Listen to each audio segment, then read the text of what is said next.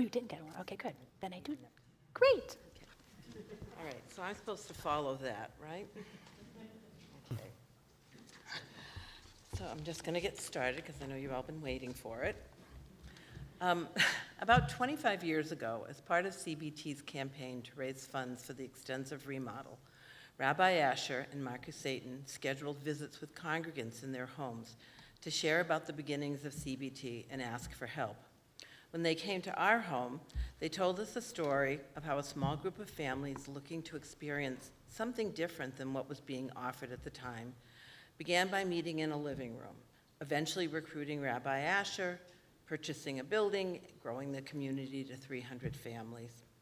They spoke about their experience with such passion and excitement that Harry and I immediately decided we wanted to be part of this great experiment. So as members, we committed additional funds, and as soon as they left, we said to each other, "Oi, how are we going to do this?" Like a lot of you, we were a young family with 3 children, 2 jobs, and a mortgage. But we managed it. We're still here, and definitely the better for it.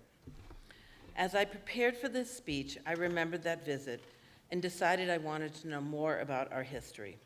Really, who wakes up one day and suddenly decides, I want to start a synagogue? I wanted to know about their lives at the time, their motivations. Where did they think this would go? The challenges they faced, the effort it truly required to get this off the ground. And I wanted to know the effect that the commitment to this endeavor had on their lives. So I reached out to the founding members who are listed as having joined at our beginning in 1981. I apologize if I missed anyone. Our records may not be totally accurate, so please come, let us know, we'll correct the errors. The response to my ask was enthusiastic. Over the past 3 weeks, I've met with a number of the founding members. They spent hours with me over cocktails or coffee, answering my questions and regaling me with stories. I had the best conversations and felt honored to share time with them. So here's some of what I learned. Bear in mind, not everyone remembers things exactly the same. So in 1980-81, there were few options for synagogues in Contra Costa County. There was a Reform synagogue, a conservative synagogue. Synagogues also functioned a bit differently than they do now. Non-Jewish partners were not particularly welcome. Synagogues would limit the amount of members, and as quiet as it was kept, selected who they wanted. It was not uncommon to ask for families' financial records. All of this did not sit well with Mark Satan. Mark met Rabbi Stephen Chester, whom many of us know, and after listening to Mark's concerns, told him, if you're not comfortable, form your own. So Mark thought about it, and he approached David Niver, another doctor working with Mark at Kaiser, and said, I know this is crazy, but what do you think? David's response was something like, yeah, but I can do crazy. And they were off. Mark was the original Rabbi Cantor. The first services were held once a month in his living room with no furniture, as Mark and Debbie were a young couple who had just bought their first home. They began to recruit other doctors from Kaiser. David and Mark financed ads in local papers inviting people to a meeting. Mark talked up the new synagogue to people waiting on the BART platform. Being the head of a pediatric nursery, he would identify new parents that were Jewish and ask if they had thought about joining a synagogue. Probably could not get away with that now. People responded and began showing up. I heard stories of walking into a service, not knowing anyone, thinking this was a bit unusual, but walking out feeling welcomed and joyous. Services went to twice a month. When it came time to name the gathering, Children of Hope seemed about right. By the high holidays, it started to be real. They rented the space at the Contra Costa JCC, which was on Creekside at the time. Through connections, Rabbi Asher was found to lead services and signed his first contract in a back room at a Mill Villas. The first soloist was a student recruited from the San Francisco Conservatory of Music. A member was an accompanying pianist. A traveling ark was borrowed. Temple Emmanuel in San Francisco gave us our first chairs for the Bima. They borrowed prayer books from San Quentin, and the next day, Rabbi Asher and Mark drove them back to the prison so the inmates could have them for their holiday services. The membership grew. to include lawyers, financiers, educators, each donating their time and expertise to what was now a mission. A religious school was next and first housed in a learning center belonging to a congregant. As this congregation came together, there are stories of countless hours at kitchen tables, writing the newsletter, scheduling for 3 sessions of religious school, balancing books, and figuring out how to raise funds. They organized themed events and art auctions. Being children of the 60s, I was told of a magical mystery tour, riding a yellow bus to San Francisco for a scavenger hunt and ending up in Chinatown for dinner, our own merry pranksters. However, there is some debate as to whether this fundraiser actually happened. So, you know, what's the saying? If you remember it, you probably weren't there. So the next hurdle was buying the actual building. Members donated personal funds for the down payment and found a small church on a hill that was being sold. There were several years where they needed to share space with the church until their new facility was completed. Lots of crosses that needed to be covered each week during those years. There are so many stories, and as we enter our 45th year, I hope to share more. As you can imagine, all of this required a Herculean effort, an immense commitment of time, energy, and resources. When I asked what was the long-term vision, many of them stopped and quietly said they didn't really think in those terms, but they were certain they would not fail.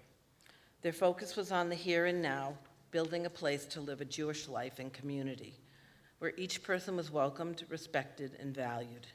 There was no sisterhood or brotherhood. They had peoplehood. Non-Jewish partners were in the trenches also. The group was referred to as Jews by choice, Jews by chance. The philosophy was to be Jewish, you only needed to lead a Jewish life. Have no doubt there were disagreements, and I found out Rabbi Asher could lose his temper, but they worked through them and found purpose and joy in their collective effort. People who did not know each other before bonded over their shared goals of creating a home to share a Jewish life. It became family that endures to this day. This group of early founders still meet weekly on Zoom. This was hard work. When I asked of the toll the work to sustain this community may have taken on their lives, again they paused.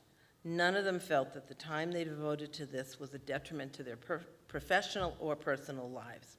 For some, it was a family affair, with children contributing to the effort. What an amazing example for a parent to set for their child. They all express pride in their accomplishment. Our founding members have left us an astounding legacy. They've built us a beautiful home where we can share in Jewish life. They showed us that strangers can come together for a common goal, and that the payoff of all this hard work is purpose, family, and joy. And if I could take a minute, I would like the founding members that I spoke to please stand up, and anyone else who may have been there with them in the trenches, just so we can see who you are.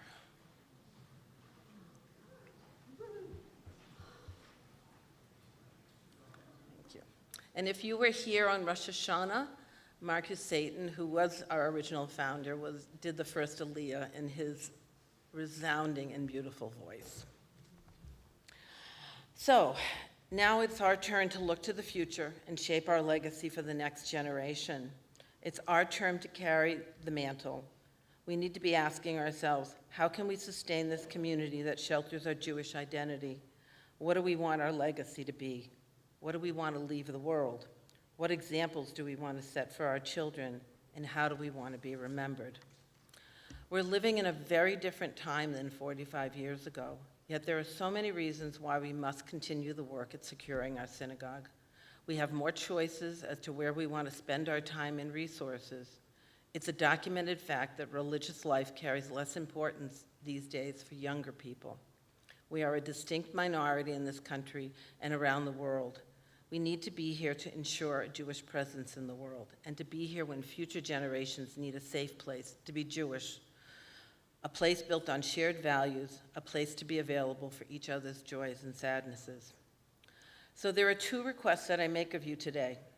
The first is to just simply show up. That is how community is built. The founders showed us that. Come to a beautiful service, share your talents, and volunteer on a committee.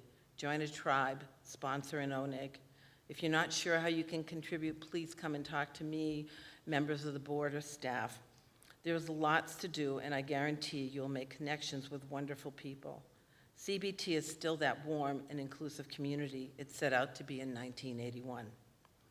The second, of course, is a financial ask. Like any home, CBT requires upkeep. There are roofs to be repaired, salaries to be paid, books to buy for our children, and food to be provided at gatherings. Last year's High Holidays Appeal was a huge success. Coupled with the amazing fundraising efforts by dedicated volunteers, we found ourselves in a better financial position.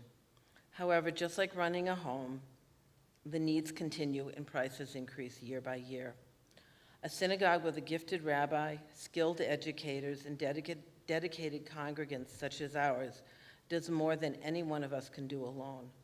Think of how many people that together we serve in time of one's needs at our simchas, in navigating the difficult journey of life, in challenging and comforting us, in raising our spirits and reminding us of the power and beauty of Jewish life.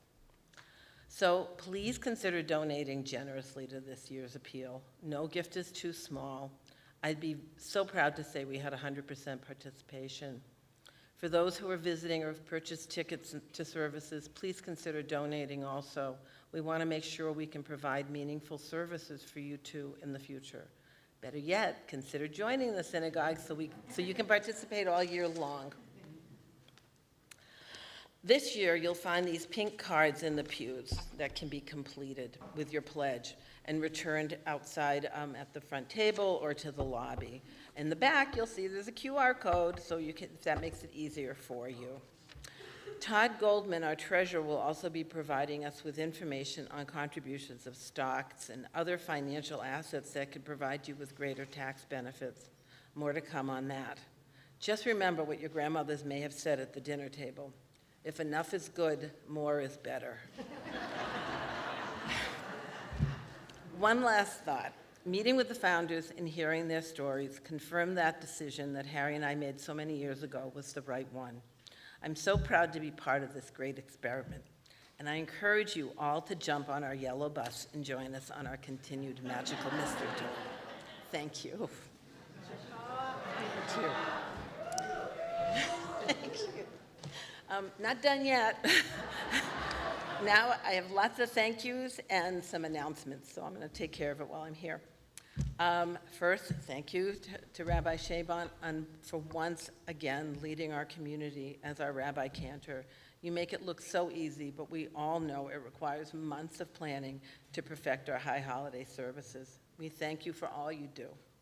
Thank you to Rabbi Micah Shapiro for leading our leadership circle and sharing your wisdom and voice this high holiday season. Thank you to Lisa Zeiler, Irene Jacobson, Shira Kamen, Lital Abrams, Anna Plisse, and the entire CBT Leadership Circle for elevating our musical experience. All your talents and singing have been truly enjoyed by all. Thank you to Beatrice Weber, our new executive director, for jumping right in to support our office and community during the high holiday season. We also want to thank our past president, Lori Siegel, who served our community as our interim director for 19 months and supported the office during this transition as we welcomed Beatrice into her new role. Thank you to Tammy Welch Robinson. Thank you for being the quarterback by organizing all the logistics and ensuring that everything was and continues to be in order to make our high holiday experience run smoothly, and for her sense of humor during such a busy time. Thank you to Sue Bojack for your sermon on air Rosh Hashanah and overseeing our kids' programming with Nina Kessler-Taylor. Again, thank you also to Elaine Mano for supporting TOT services for our community. We're excited to have you as our new Director of Children's and Family Education. Thank you to Kathy Jacobs for ensuring every form and list was set up, organizing your Yizkor book, and so much more. Thank you to Chanel Benamou for keeping us on track with our budget and finance management. Thank you to Samantha Youngman for designing and executing all our holiday graphics, signage, emails, communications, and so much more. And thank you to Jennifer Selman for all her help behind the scenes. Thank you to Idel Lipman, Marcy Abrams, and Lori Siegel for endless hours of calling and emailing congregants, to ensure that our community was represented with high holiday honors. We appreciate all that you do during this season and throughout the year. Thank you to the membership committee, Board of Trustees for greeting our congregants before services. Thank you to all the volunteers that have helped to set up here at St. Matthew's, the bringing over of the boxes of prayer books, setting up the ark, assisting with the pipe and drape setup and the breakdown, and for all of those of you that are going to be helping to bring everything back. We appreciate each and every one of you, and it takes a village to make this happen each year. Thank you to our volunteers who brought apples and honey last week, and to those helping set up and cleaning up this evening for Break the Fast. We thank, again, each and every one of you. And once again, a special thank you to Pastor Rustin, Pastor Mike, Ginger Moya, and members of the St. Matthew's community for their generosity. And a special thank you to Anthony, our new AV guy. He had some very big shoes to fill, and you've done it stellarly. And now just a few more announcements. Lots of things that we can do to still stay together. Afternoon services begin at 3:30. Yisker is at 5, and Neela is at 5:30. And please join us for the potluck Break the Fast after Neela here at St. Matthew's. We welcome all our guests visiting us for the high holidays, and thank you for joining us. Myself and others in our community would love to connect and meet you after services. Please introduce yourself. We're holding our annual high holiday food drive to benefit the Contra Costa Food Banks. All non-perishable food items are here. The barrels are here at St. Matt's, or you can drop them off at the synagogue through Sukkot. Thank you for the Social Action Committee for coordinating this important project. On Friday, tomorrow, join us for an all-community Shabbat dinner at 5:30. Shabbat Under the Oak starts at 6:30 p.m. for the new student consecration. All are welcome, and please register for dinner by 5 p.m. today. Sunday, join us to build our CBT Sukkah at 10 a.m. There'll be opportunities for building and art making for all ages. And at 7 p.m., all our Contra Costa community synagogues, along with the JCC, will hold an evening of remembrance, hope, and resilience for the 2 years since October 7th. That will be at Temple Isaiah, and you must register in advance. Our annual restaurant walk will be held Wednesday, October 15th from 5:30 to 8:30, and we have 30 restaurants on the walk this year. Erev Simchat Torah is Monday, October 13th at 7 p.m. Please join us. All ages are welcome. Stop by the desk in the lobby for what is happening at CBT. And for more information, check your Monday emails each week or our website. Thank you.